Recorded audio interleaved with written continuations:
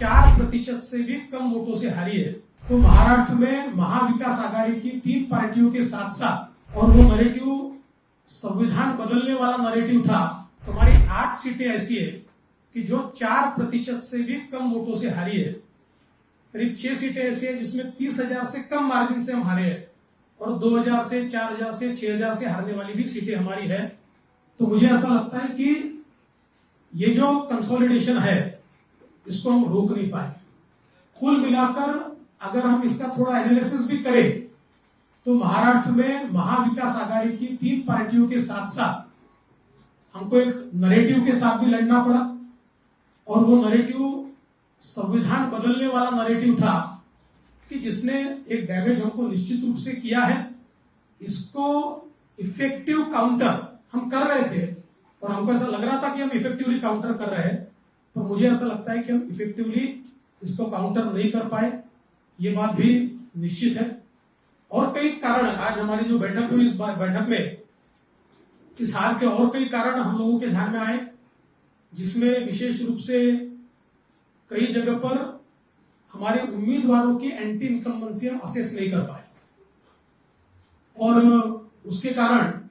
2 बार 3 बार के कई उम्मीदवार थे कि जिनको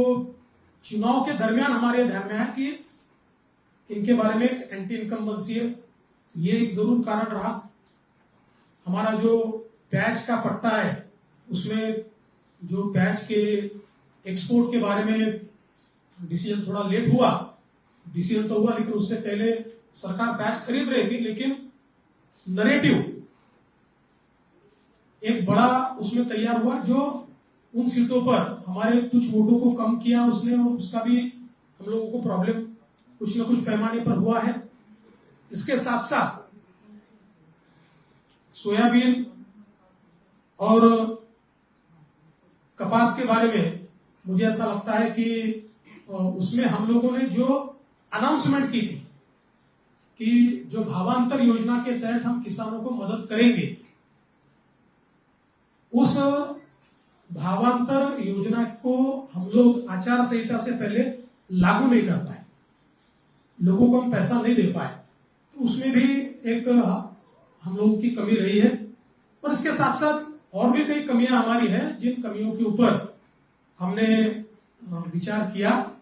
और मुझे ऐसा लगता है कि इन कारणों के चलते कुछ सीटें हमारी निश्चित रूप से कम हुई। एक हम लोग बड़ा ब्रेनस्टॉर्मिंग भी इसके ऊपर करेंगे। अभी आज हमारे कई वरिष्ठ नेता नहीं पहुंच पाए क्योंकि कल देर रात तक काउंटिंग चली है,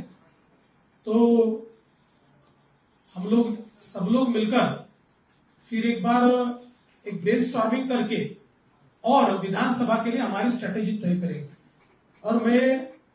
निश्चित रूप से जो आंकड़े मैंने आपके सामने रखे हैं, ये आंकड़े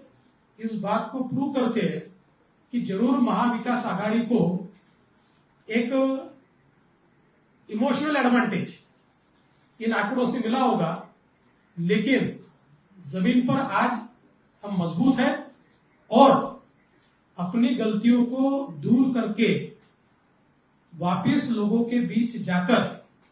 हम लोग जो हमको अधिक का लोगों से आशीर्वाद चाहिए वो संपादित करने की कोशिश करेंगे। इस पूरे चुनाव में हमारे प्रदेश के अध्यक्ष बावनकुळे जी, हमारे मुंबई के अध्यक्ष आशीष शेलार जी, इन्होंने बहुत अच्छा काम किया है।